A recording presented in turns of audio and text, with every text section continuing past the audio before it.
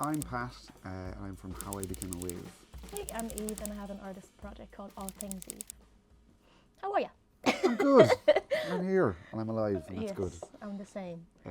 I know we wanted to chat a little bit about, you announced, what was it, like a couple of weeks ago, about this project of yours about one song a month, is that right? Yes, yeah, 12 songs, 12 months. Yeah, Where did the idea come from, actually? I think I was just stuck in a place, to be honest.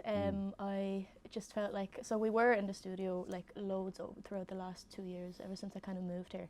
And there is a couple of demos that are still just lingering around on a drive, but I just feel like they're not, I don't know, they don't reflect me as an artist yet, or they just felt off in some places. Not that they're not good, they're just like, I don't think they're ready yet, basically is what it is. So I think I just needed to get myself going. Because I'm not sure, are you, how precious are you about showing, or more so like releasing songs? Like what does a song need to have for you to be able to say, okay, I think I'm happy with this? It's a really good question, and it's like that idea of being comfortable enough to like let it go, you know? I think for me, because it's been, I always was conscious that I was writing towards an album. Yeah. And so that kind of gives a little bit more space and around the being comfortable with letting it go, because you know it's going to be in the context of other things. Yeah. So if you thought, for example, that like maybe it was like very sparse or something like that. If you, for me anyway, if I release that by itself, it's a very different thing to releasing it when it has a song before and after. Yeah. Maybe that In sparseness context. is exactly what you need, you know. Being able to like have a breath, if you know what I mean. So But do you think you, when it comes to songwriting, you kind of think in concepts? yeah, I think I've always thought in concepts around it. It's kind of like it's very important to have that idea of like the whole, I think, you know. Yeah. And yeah, for the album, the new How I Became a Wave album, it's very much it started as not like a concept album, like, you know, Yeah. like like Andy really Schaaf fancy, kind of. yeah. But more so, I knew where I wanted it to go, and I knew kind of what it was going to be about. Cool. Overall, and it was about like teasing out the kind of the threads around that, you know. So you kind of had a frame to work around.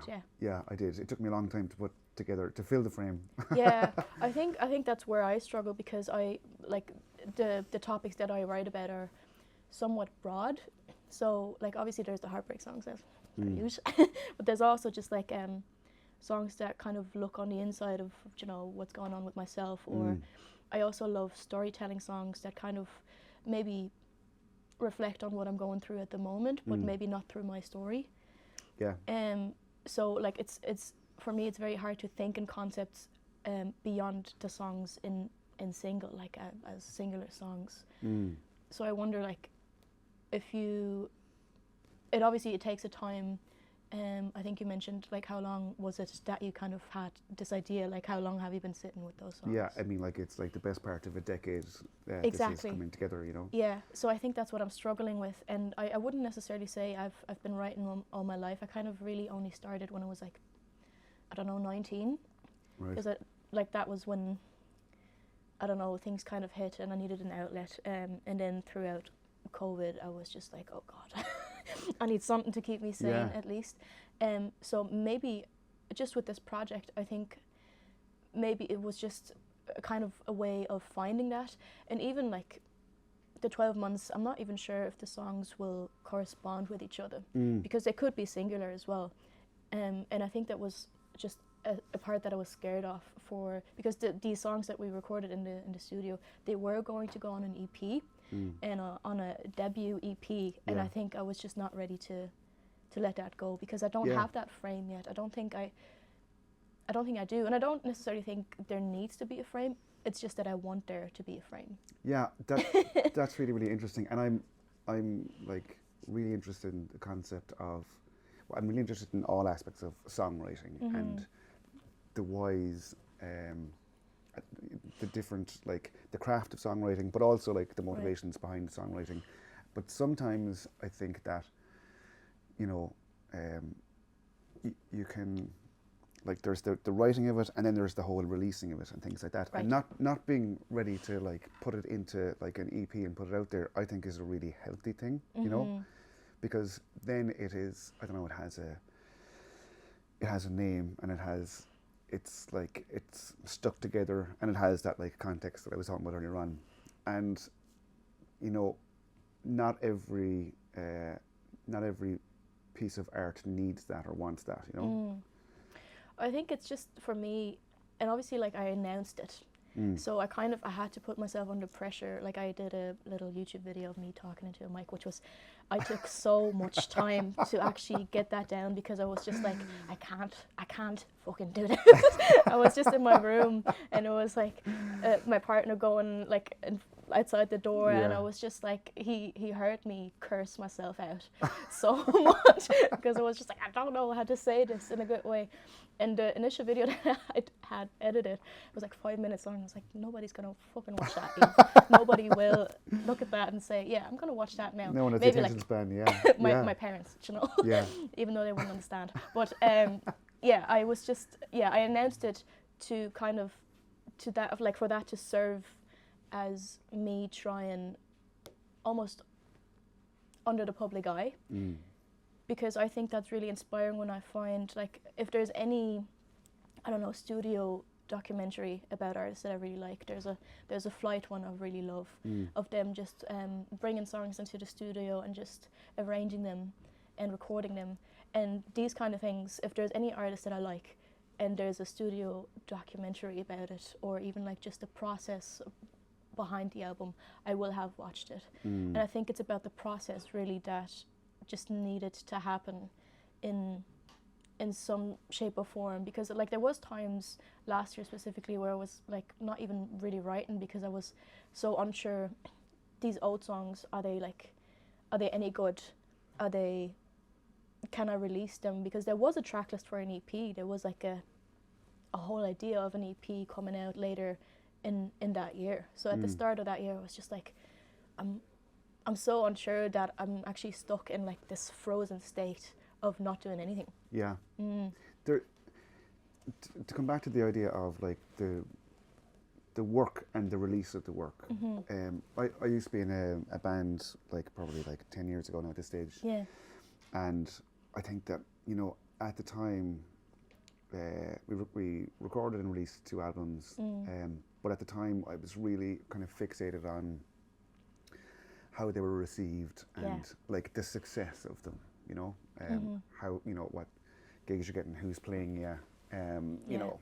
So it's really, you know, success was based more on like numbers and who likes you and all that kind of stuff. And like in the intervening time, because it took me so long to get this project together, it's funny, the idea of success completely and utterly changed for me. So success was about the songs and like the creating of them and the writing of them. And I wanted as many people as possible beyond that to be able to listen to them, because I think that like they're like, they can be applicable to people and people can find things in them. That's what I do hope.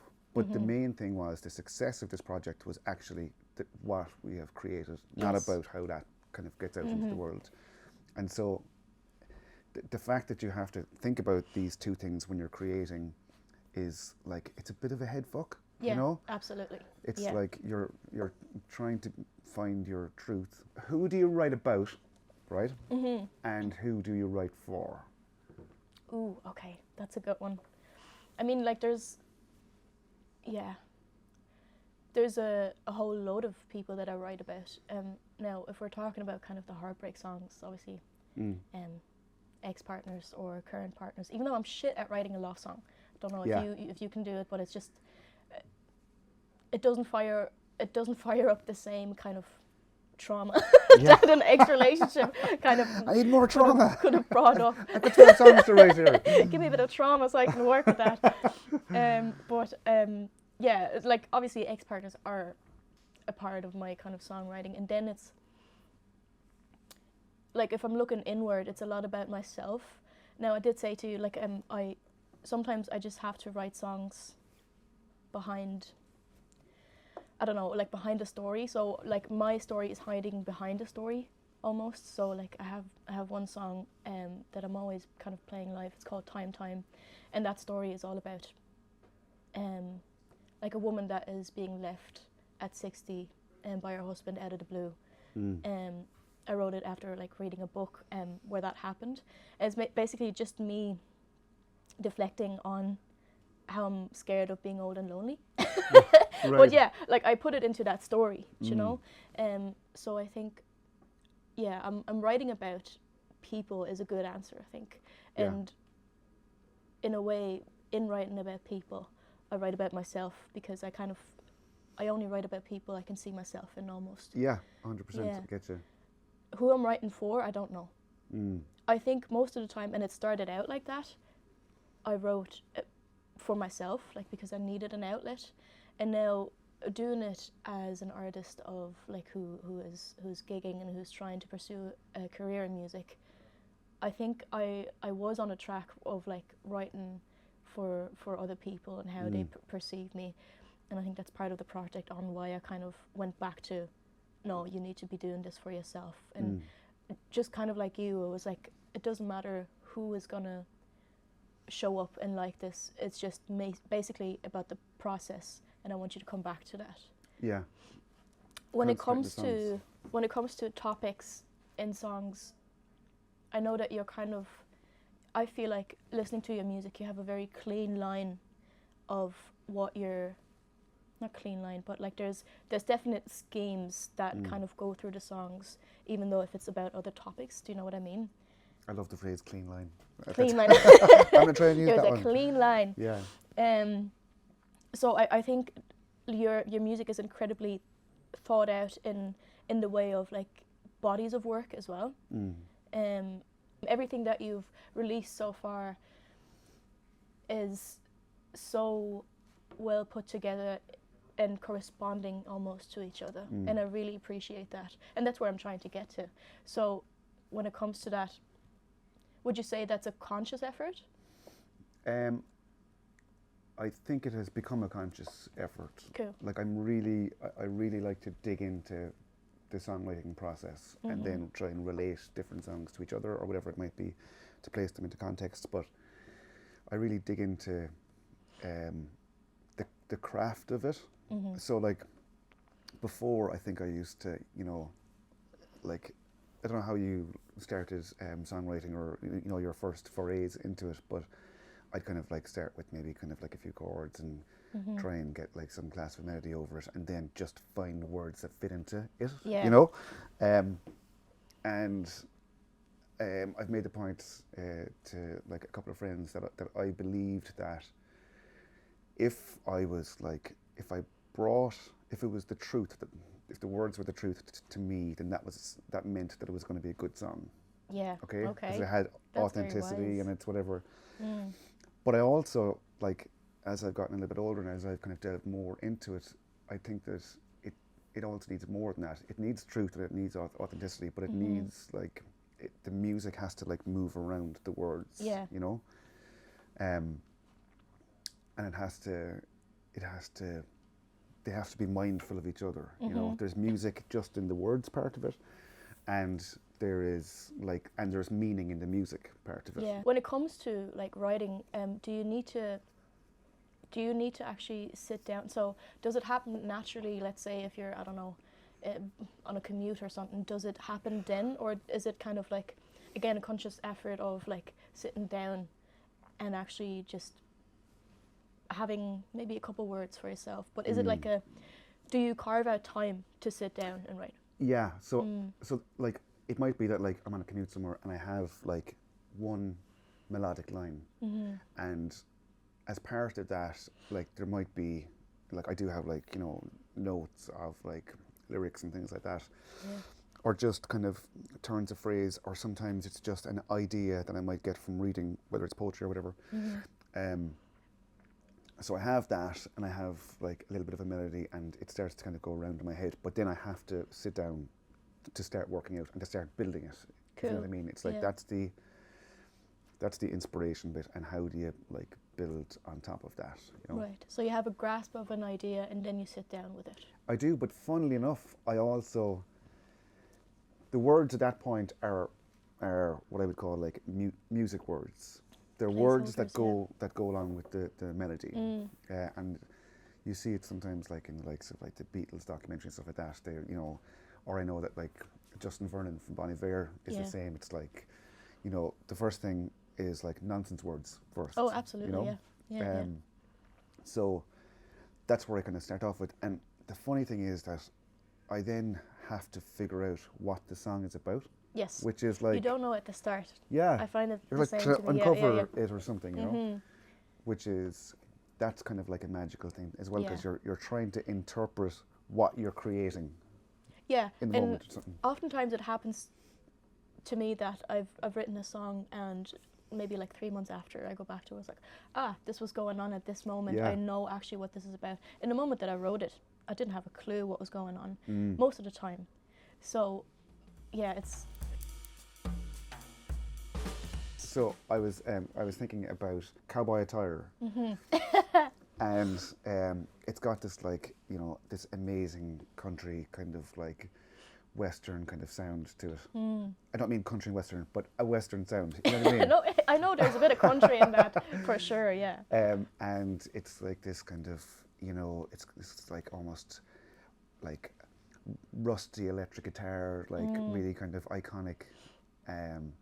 And then I was thinking, okay, so if you're going playing that live, and if you're by yourself, for example, how, you know, how does that change the song? Does it go from being almost like anger into like something else? Maybe it's not anger, but you know. Oh, it for sure is anger. It is. Before we come in, I was like, I wonder what he's like, and then I was listening to tunes, and it's like, I've got murder on my mind. Yeah. I'm like, well, she's definitely capable of murder. I know at least that much. Hey, I'm not. This is all fantasy. This is all made up. Yeah, it's a good thing you write songs. Yeah, exactly. I can live it out in there. Yeah, it definitely does change, because if I have that band behind me, it's a much mightier sound, which that song in specifically it just needs. Now I did write it on my own, with just my guitar, but yeah, that song basically is about being cheated on by an American. So like it's kind of on the nose, that is, because they were from Arkansas, deep south. So I think when I was writing it, I was kind of channeling this petty feeling. Actually, when I think about it, I'm kind of cringing. But it was almost like thinking about this could be played on Southern radio, and you could hear it, and it could be like, yeah, I'm international superstar. I'm an international superstar, and you're hearing me on the radio. It definitely comes across like that. It has balls. I'll say that. No, but like it's, yeah. When I perform it live now, I kind of, on my own, because there is certain variations of me gigging at the minute. It's just whatever is really asked of me. Like if it supports lots, oftentimes it's just asked that it's on, like I'm on my own, or I have like just my guitarist Stephen with me. But if I play it on my own, I try to make people focus on the lyrics. So there's a bit of storytelling obviously before that. So I try to kind of announce that it's a song that kind of peaks out in a set for sure, because it's never, like my music is kind of folky, and that one just channeled a lot of anger, so I feel like it needed that sound. Yeah. But yeah, before I play that on stage on my own, I need to go into a bit of storytelling where I was like, this is about my ex, he cheated on me. I found out because his mother told me. So I needed... Oh my God. Yeah. Because I obviously wasn't there, you know? But basically I needed... to channel something. So I think that really, in a way, just piques people's interest. So I think I'm able to channel that anger in that way through the lyrics. Now it's the music. Like I only have my guitar, and it is. it's reduced then. But it yeah, I think because I wrote it on my own, that anger, that primal kind of thing is still somewhat there, you know. But yeah, it's a very different thing to play it with a band because it's much bigger. So I think 100%. Yeah, it's like it's got that like the kind of inbuilt aggression or something like that. yeah, and I have an amazing band on my hands, and I'm really lucky to work with those musicians. So like it's much more. Sometimes it depends really, but it's much more fun to play specifically that song live with a band because there's a big bass line, and then you can kind of ease into it. But yeah, it's funny how live music. I think live music is a like much different thing to me than recording because there is a lot more nervousness. Is that a word? Yeah, sure it is. Involved in the recording studio. So I know that you sometimes, how are you gigging at the minute? I know there's a couple formations as well, right? Yeah, the idea with How I Became a Wave, I think, is that it's supposed to be like, it's not, number one, it's like not about me, even though I'm like the singer and the songwriter, but it's not about me. It's supposed to be like a bigger project, and it's supposed to be fluid, and it's supposed to be incorporating in, you know, videographers, visual artists and things like that. Right. It's more kind of like, I hate kind of saying like a project kind of type thing, but it is about, it's about collaboration. It really is about collaboration. And so How I Became a Wave live can be like, sometimes it can be like solo, although I'm not a massive fan of that. I prefer to be able to collaborate on stage, and like the different like formats you can do and the different lineups you can do, the different instruments that you can use mean that the songs have far more life to them. You know, they can breathe, and who you pick as your like collaborators, that in itself is a creative decision. It's like, okay, on this one we're going to be like leaning into, you know, piano and cello more, and on this one we're going to lean more into like kind of the pedal steel kind of side of things, and it can just paint different colors, and it means that like as a performing artist, it means that you're always, it's fresh, and then like I said, it's a moving thing, it's alive, you know. So and I think it's a really important part of like continuing the songwriting kind of process, you know. Do you think, now I have seen snippets of you playing live, and it always sounds just mind-blowing. Do you think it varies a lot from the studio versions, or do you kind of try to keep it as close as you can? I actually, like, specifically, even when we're talking beforehand with musicians, and specifically like, I don't need you to play this like the album. Cool. It's not like, the album is the album, and the song, the recorded song, like you said, they're two different kind of types of energies, because I don't know, I think it's more interesting, definitely it's more interesting for the musicians to have a bit of freedom. Yeah, and to be kind of like, well, tonight actually I'm feeling this, you know, and tonight this song is more angry, or it's more sad, or it's more like joyous. So I think I'm a songwriter first and an instrumentalist second. I learned how to play the guitar because I wanted to write songs, basically. So when it comes to arranging songs, especially when it comes to, I don't know, like bigger arrangements, we're all kind of in the room and talking about it, but I kind of try to leave as much freedom to the guys to figure out what they want to do. I obviously will, like, if there's something that I won't like, I'll say, cut that. Yeah. Cut that shit. No. I'm quite direct when there's things like that I think don't work for the song, but I think that's just because I have an insight into the song that maybe they don't have at that stage, you know. But I think it's also very important I struggled a lot with trusting other people to come into my project. Don't know how you feel about that. Like, it needed to be people that I trust and people that I'm kind of like, in a way, close with, almost. So yeah, Matt, my drummer, is also my producer. So I think I had like a way in of like easing myself into trusting people with my music. And then Stephen, my guitarist, has been with me for since 2024. But before that, I was kind of in my room, left to my own devices. Now, that can be. That's not always a good thing. No, exactly. It can be isolating. So in 2024, I think I really learned how to let people in on the project and not be too precious about it. I think it's a learning curve. It was for me for sure, because I was like, at the start I was like, I'm not sure if this song needs drums. I know. But like letting it grow, and in a natural way of like, yeah, we're just coming together, we're playing some music.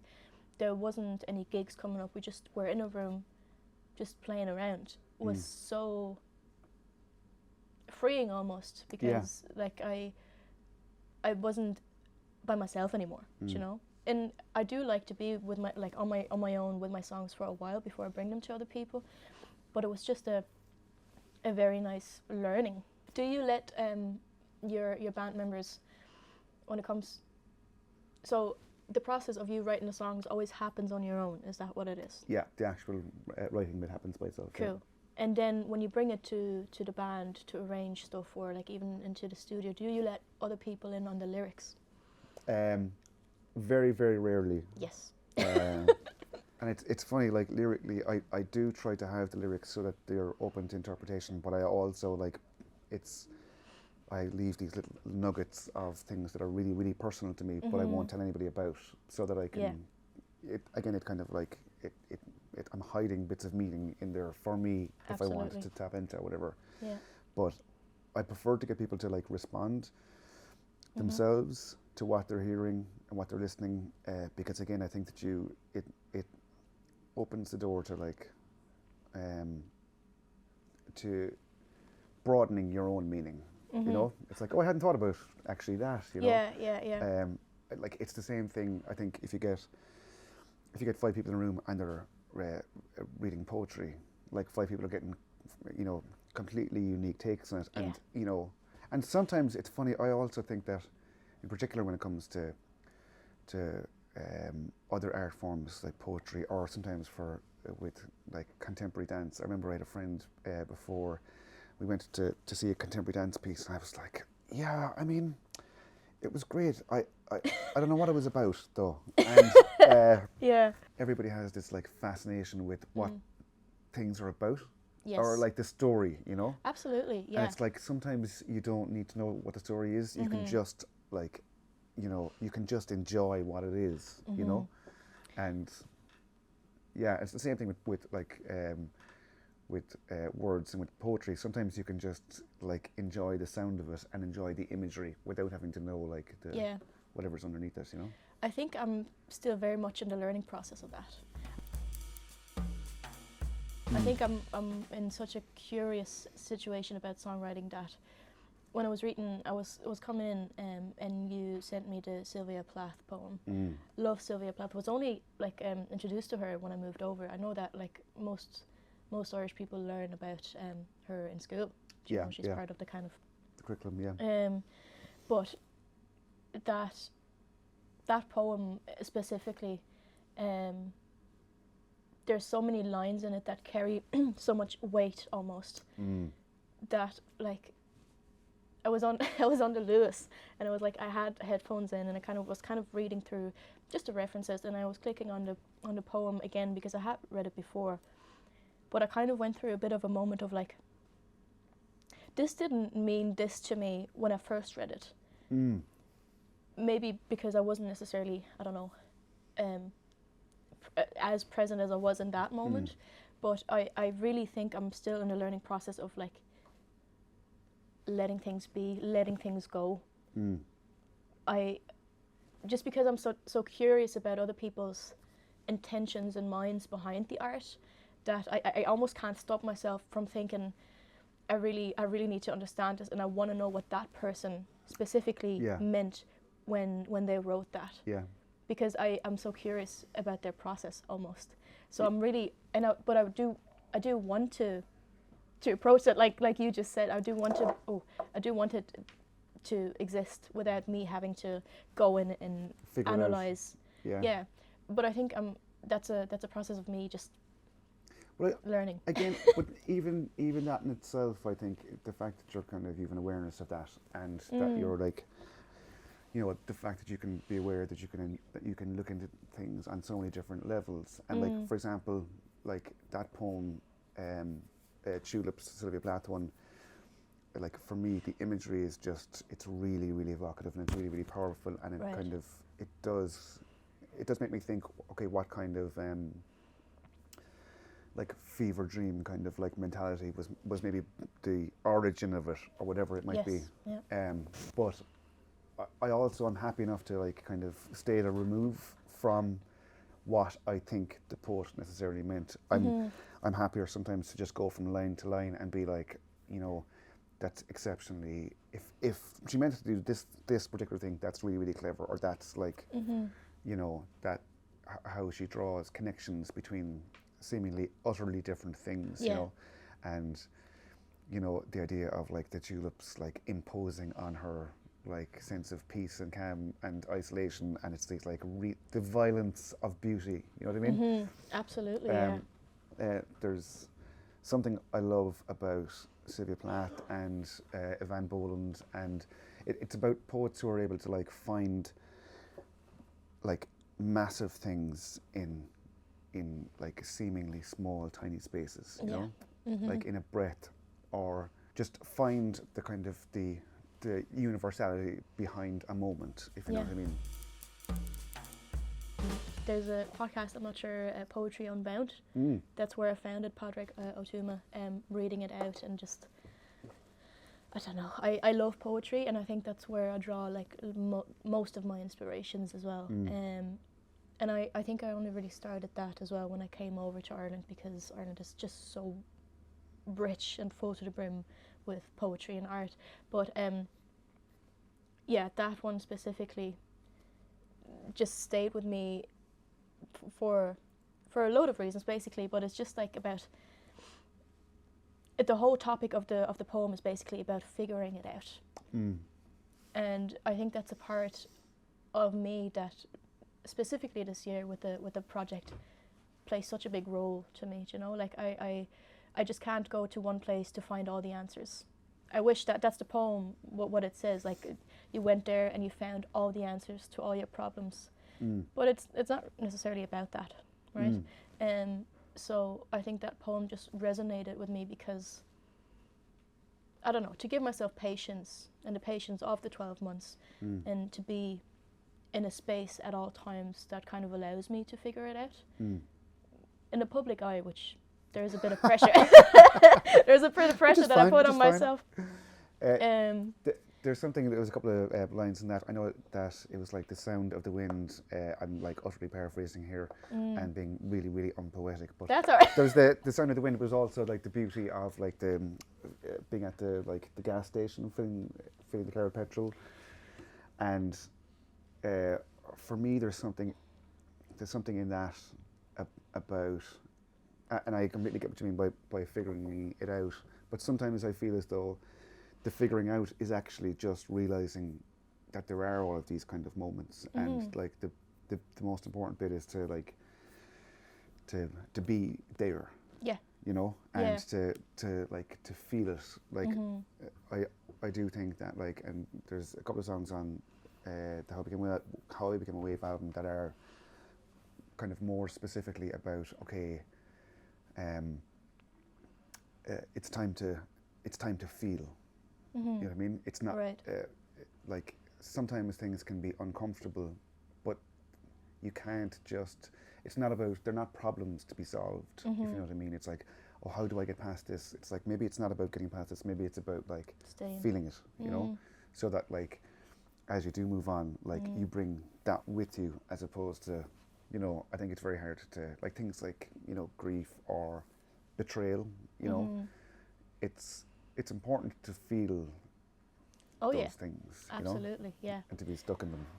I do think that, and this is kind of going through all parts of my life, that I'm always trying to to literally figure it out, in that I want there to be a solution at the very end of this. Now with songwriting, it has helped me majorly figuring things out and how I feel about stuff, and maybe that is the figuring it out. Yeah. It probably is. But yeah, like there is a really like almost like a yearning for me to find answers to all of my questions through channeling my art. And I think that's why I even started it. As you're like approaching like 12 songs, well now 11 songs, so hey. Exactly, yeah, I got one done. Yeah. Like, do you go in and out of like musically speaking, influences, or Yeah. are you kind of like, you know, I'm working towards this, or who are your main kind of influences that like, whether you want to sound like them or whether it's just there's some part of it that they. Yeah, I think every time I'm been asked this question, Jeff Buckley comes up. Now, I'm not necessarily sure if that comes true in my music, simply because of the instruments that play a major role in his music, you know, the intricate guitar riffs and all. But just his lyricism and like how he approached songwriting is just, I go back to Grace so often. Yeah, it's crazy good, yeah. It's yeah.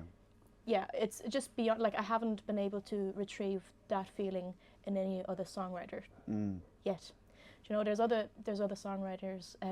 There's Angie McMahon, who I love, who kind of channels that as well. I think when it comes to influences, I'm majorly influenced by people whose songwriting I love, and it's not necessarily bound to genres. I don't know how it is for yourself. Yeah. Because the track, what's his name? Ian Buchanan? Paul Buchanan. Paul. Yeah. Lovely. That was such a lovely track, and I could see why you put that there. Like it genuinely, like the soundscape thing of things and how he approached it reminds me so much of your music. It's something that I'm trying to. It's something that I'm trying to figure out. So I think, like in my previous like musical iteration, I did a lot of kind of like big singing and like rough singing, and it was kind of like more kind of rock influenced and kind of Waitsy and that kind of type of stuff, overdriving my voice. And I kind of had this idea that like, you know, power comes from like volume. Which is like utterly incredibly wrong, and it can. It really can, but also it's like it depends on what's behind that, you know. And like I found that like maybe that's more about you can hide behind that, like I think. So I kind of wanted to kind of like get closer to stripping myself back down to the core bit of me. Yeah. And to try and be like more vulnerable and be okay with how I sound, which is like a really difficult thing to do. Is it? I think it is, like, because, you know, all I hear is like the imperfections kind of part of it or whatever, you know, which again I think you can hide through kind of like bass singing and things like that. It's funny actually with Jeff Buckley, I always find the thing with Jeff Buckley is that he is able to have vulnerability within his like exceptionally powerful voice. Yeah. Which is like, it's a thing that not many vocalists can do, you know. It's like it's heartbreak and vulnerability while still like singing in such a like technically amazing kind of way, you know. Yeah. Do you think that happened as more so an antidote to what you were doing before, or did it like, is it what almost naturally works better for you? I think that it's a little bit of both. I think it was definitely like a bit of rebellion against myself. Yeah. You know what I mean? But I think that, but I needed to find the music to go around it as well. And like when I started like working with other people, it was like I could see how song by song, I could see how like we could create a bed. And if you have the right musical bed, then you're actually able to be softer and be quieter and almost get like people to like lean in more. Yeah. So that they could be like, I wanted it to be more intimate, and I wanted it to be more like, let's all be like right here, right now, you know. Yeah. As present, as close as possible. Yeah. Yeah. I think that really comes through in your music.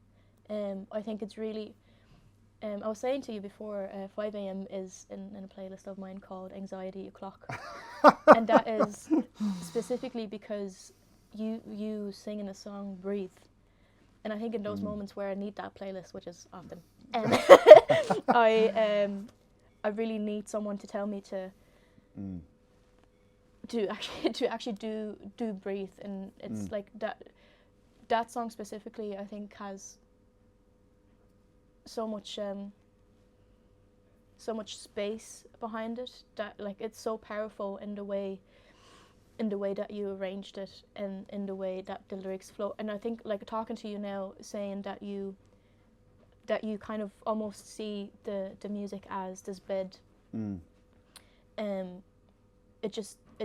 checks out completely. Do you know that, like, I think the lyrics kind of in that picture for myself, now you can tell me if that's wrong, but that the lyrics kind of come into this made bed, and they're just sitting down in a very soft way. And that song specifically is like very close to my heart before I even like knew you, you know. So yeah, I just I'm wanted really to. glad. It's supposed to be like the piano and the strings and things are supposed to kind of like, it's supposed to like hold it, and it's very kind of, it's supposed to be kind of about comforting and like being maybe kind of protective and things like that, you know. And it, I told you that playlist. there's a couple other songs on that, but like, yeah, I do find myself just pressing on that one because it just has this amazing, calmness about it. It turns out my target market is people who are really deeply anxious. Yeah. And I think you can profit from that. Yeah, it's such a good song. I'm very excited to hear what the full album sounds like. Do you have how many tracks are on it? There's 9 tracks. 9 tracks was all I could come up with in 9 years. Here. So it's not one each month. It's one each year. 1 year I was lower than you, but it's the right length. Though it's the right, and I like kind of like the flow of it, and I think I like the idea of like that space and giving the music kind of like room to breathe, you know. So, but it'll be interesting to see how other people interpret that, you know. Are you nervous about that? I have like a quiet confidence about the actual songs themselves. Very good. In the sense that I'm happy with them, but it's funny, you know, you put stuff out to the world and it's not yours anymore, you know. It belongs to somebody else, and like, of course there's definitely a nervousness, but like actually I think it's going to be like a big relief as well. Right. It's like this thing has been kind of like welling up, you know, and it's not that it's not that I feel the pressure to do it, but it's like this other natural creative pressure, and it like I need to leave that off before the next batch of creativity can kind of like come in. Yeah. Oh, that makes so much sense. Yeah. I need to make room. I think if I have a release coming up, I'm not feeling creative at all, simply because I suppose the industry side as well is just like getting so busy. Like if there is PR, if there is like content creation and all that jazz, basically, I think there's no room to kind of think about new things arriving. Yeah. So it's like I imagine up all of that. Yeah, I imagine that for an album to be even like a longer period of time, because it's a long time before you, I don't know, submit an album and then it actually comes out. So like it's funny because like even now I'm like, you know, if I play songs live, I'm like, people are probably bored of this, and like most people have never ever heard any of them. It's just that like I'm in my head, I'm like, oh, this has been around for about 5 or 6 years, you know. Because you have been around it. Yeah, yeah, exactly. But people in the room. Maybe I'm just projecting. Yeah. You all look really bored. I'm sure nobody is bored at your gigs, but I do get that, because like we've recently kind of rearranged a set, and now only like two songs that we play live are released on our set, and I'm even antsy to get them out in a way, do you know? Yeah. Because, as you said, like it just feels like we were stale at some point. Maybe this is a really bad question to ask you when you're like one song into 12. So you can decide not to answer. Do you ever get writer's block? Oh yeah, Yeah. all the time. Because I think I am a very I get in my head a lot about things, and I think that blocks me off quite easily. Yeah, and I think that's kind of also a reason why I started this, because I wanted to stay in writing on a constant. You know. Yeah, I think it's a really good thing, and it's like really important to be able to be like, okay, I'm just gonna like almost create a habit and like just get stuck in no matter what, and like sometimes like even if it's shit, it's better to write a shit song than like than wait for a brilliant song. Exactly. Yeah, I do think there is a number almost of like, I need to write 3 shit songs until a good one comes out. But it's hard to get 25% is a good hit rate. I know. Yeah. Well, then, but like it's a long process almost, and especially like for the month, I need to write the shit songs fast, so I can get to the good songs.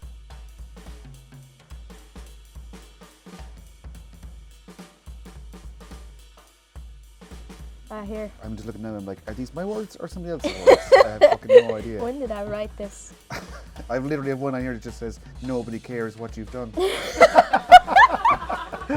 So this is one, and I don't know, well, again, I'm happier just to say it than to read into it, but it makes sense to me. So that's why I'm going to read it out, which is, buried under the weight of my love for you, I can't breathe. That's just it. Oh gosh. Yeah, but that's heavy. That's heavy enough.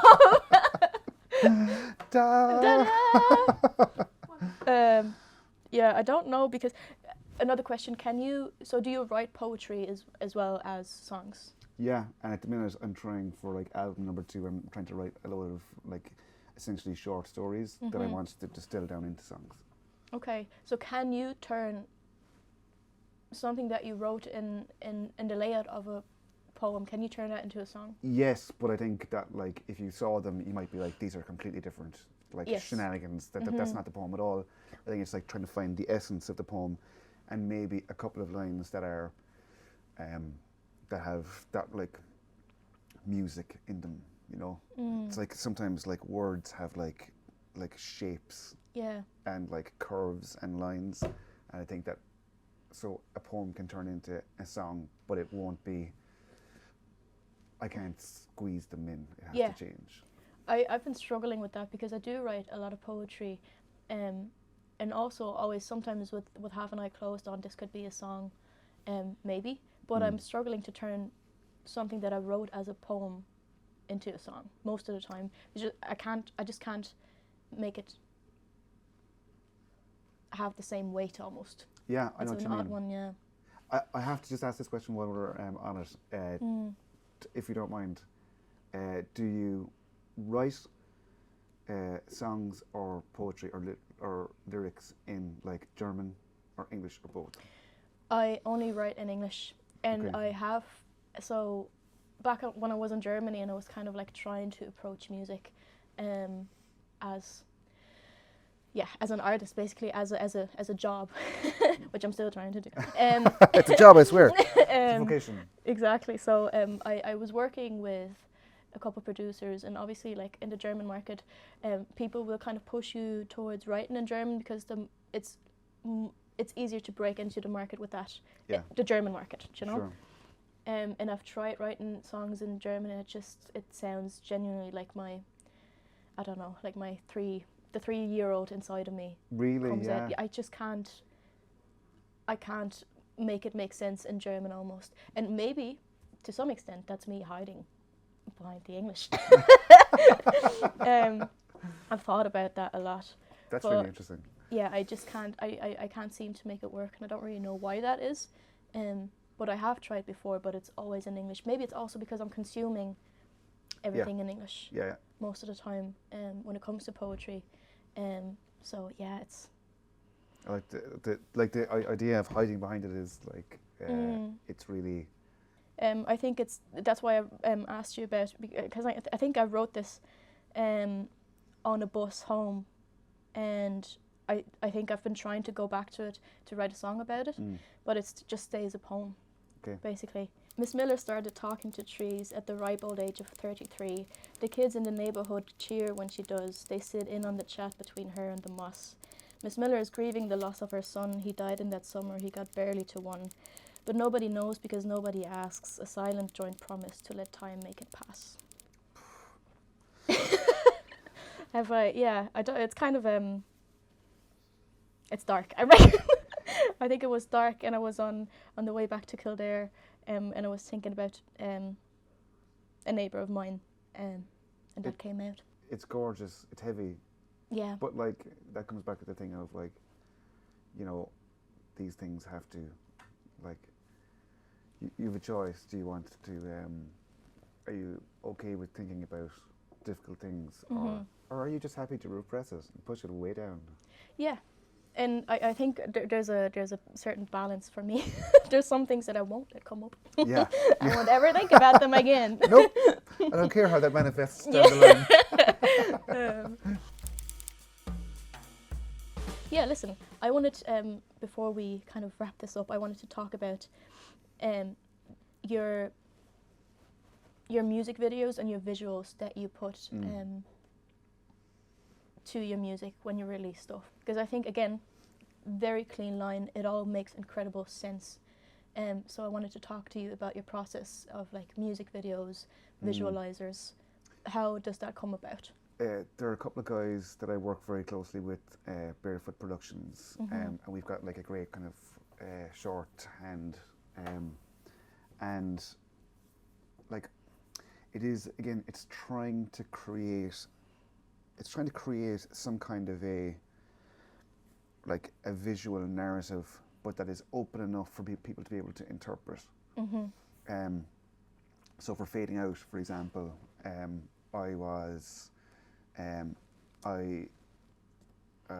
talking to the guys, and I was kind of Fading Out it was inspired by the Max Porter book Grief is a Thing with Feathers. Yes. And I saw Cillian Murphy in the stage production of it in Galway a few years back, and it was that idea of like, again, it's the kind of thing that like you need to be able to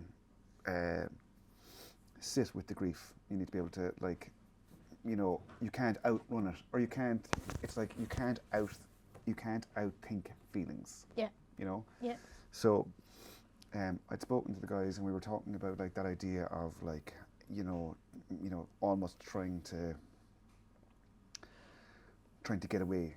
That like the video was going to be about trying to get away from something, but you kind of can't really get away from it. It's going to follow you. You know, you can do this, that, and the other, but it's going to keep coming back. And the actor who was in it, I gave him absolutely no context in terms of what the song was about whatsoever. That's madness.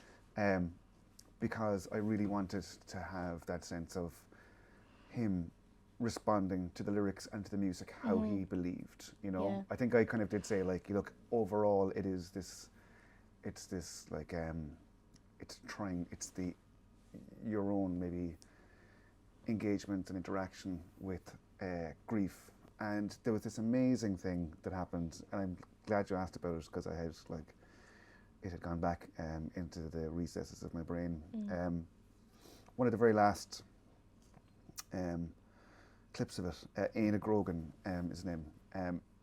One of the last clips that is on the video, he's on the beach, and it's almost like that realization that like you can be trying to kind of outrun, but you know it's going to come back. And I think I think it was his father had passed away like a number of years ago, and however he was kind of like processing that on the day of filming, just literally he just started crying and a tear started coming down. It happens at the very, very end of the video, and that was utterly unplanned. Oh my God. It was like, and even the guys who were filming it, they said that they didn't even notice that it was happening in the moment. It was only when they got back to the studio they were like, editing, Jesus Christ, you know. Were you there when you were filming? No, I wasn't. And that, again, that's like a very specific. It's like I don't need I don't need to like Stanley Kubrick this shit, you know. It's like I want to be able to give people. Now, if it came back and if it was like, you know, utterly like wrong or inappropriate, I'd be like, that's great, thanks lads, we're probably not going to use this for right now, or it's for something else, whatever it might be. But I want to give people the scope to be able to respond to what they're hearing without me getting stuck into it. And because this stuff, so like that coming out and him having that reaction and hopefully him having a kind of a certain amount of catharsis through that is like, the fact that the music and the song had that impact on him means that it's doing what it's supposed to do. Yeah. You know? It's an absolute testament to your songwriting and to your music, yeah. Yeah, it very much touched me that he was like, that it meant something to him, because that's kind of all I want. I want the songs to find the people that need the songs. That's like the best way I can kind of describe it. Yeah, so. It's powerful. When I was watching that, I was wondering if you were kind of, because I looked at the credits and I was like, there's no like necessarily like direction, and it was kind of, I thought like when I clicked on the captions, I was just like, yeah, he's gonna appear there as a director, but you weren't there, so. No, it was like, it is that kind of sense of collaboration, and actually there's there's another video, Seaswell, it hasn't been fully released to the world yet, but it has an aerialist, Rhea Murphy, in it, and for that one, funny enough, we had been over and back about the song, and I went in very specifically to what the song was about, because I felt that was one time where I felt the moment was needed. It's like, here's actually the context in my brain. You can. I'm not going to ask you to do anything. I don't have any specific things, but actually, in this particular one, this is like what's around it, because I think that she wanted to like fully kind of embody kind of that a bit more. So each one is different, but I think the collaborative nature of them is like, I don't know, it fills my cup. Yeah, it makes, I think I find it interesting that you chose, do you know, remember when you just said briefly earlier, I was like, I watched like a dance performance, I didn't have any clue what that was about, and now we've chosen an aerial artist who would just kind of dance to kind of portray what you were trying to kind of do with your music. I think that's incredibly powerful to be able to let go of that control. Yeah, letting go is the bit, whether it's the songs or whether it's like what's behind the songs. It's like learning that stuff. Yeah, it's ever present. Sometimes.